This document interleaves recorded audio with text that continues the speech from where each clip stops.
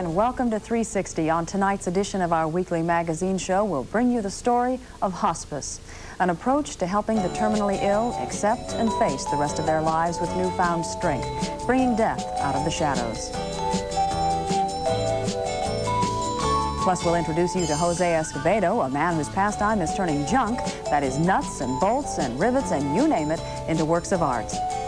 And we'll take you back to Tony Mendez's Animal Zoo in Visalia, where earlier this year we met Elias the raccoon, Ozzie the ostrich, and Tibor the tiger. And Tibor's grown a bit since we saw him last. He's with us today to prove it.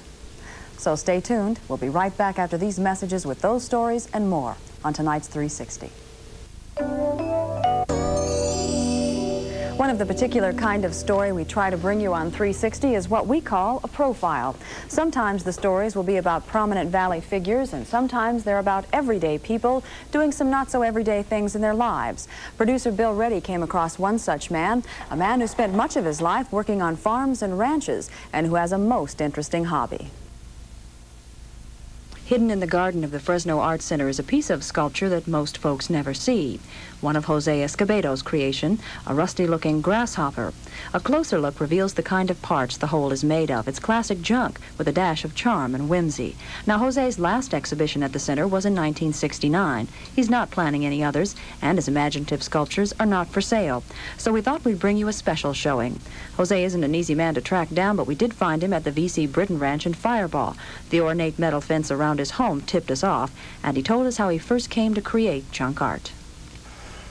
What gave me the idea is that I found, in my idle time, I find nothing to do, and I pick up a lag screw, and it looked like more like a small grasshopper, and I add legs to it with nails and screws and small nuts for the eyes, and that made him look like almost like a mosquito, big mosquito, and it looked funny, and I laugh at it.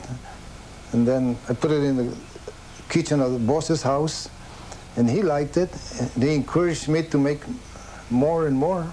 Originally from Mexico, Jose arrived in Fresno County just in time for the Depression. He landed a job on a ranch as a maintenance foreman, where he's lived and worked for the past 25 years. He's 73, and at his age, a lot of people might think about retiring. In his case, to devote more time to his art. I don't think so, because what I do is just like when you have a feeling to do something special, and that's it, just for a while, a couple hours, 3 hours, but if I try hard to make it all a career, it won't work, because I can go out in the garage there and try to make something, nothing comes out. Even if I try real hard, doesn't mean much to me. All it does to me is that I feel happy because people like them and they laughed at it and they're happy, and I'm happy too. Jose has only been interested in metal sculpture for the past 10 years. Before that, art just never crossed his mind. Never.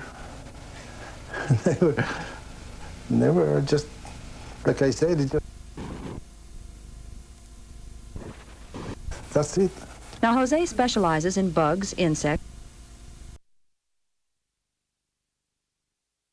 fantasies, visions that resemble throwbacks to an earlier place and time, and practically anything made of metal can find its way into one of his creatures.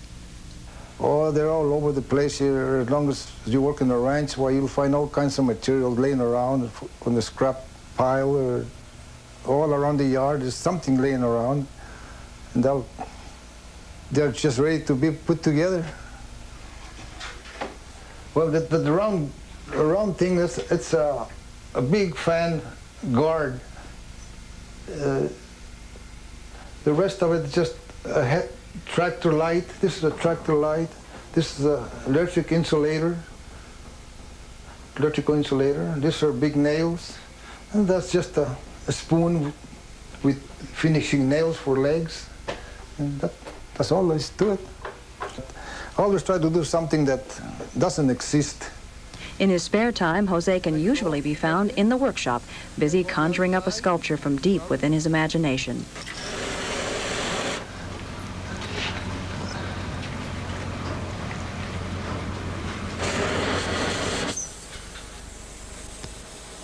Well, this is the material like you can see what's in here.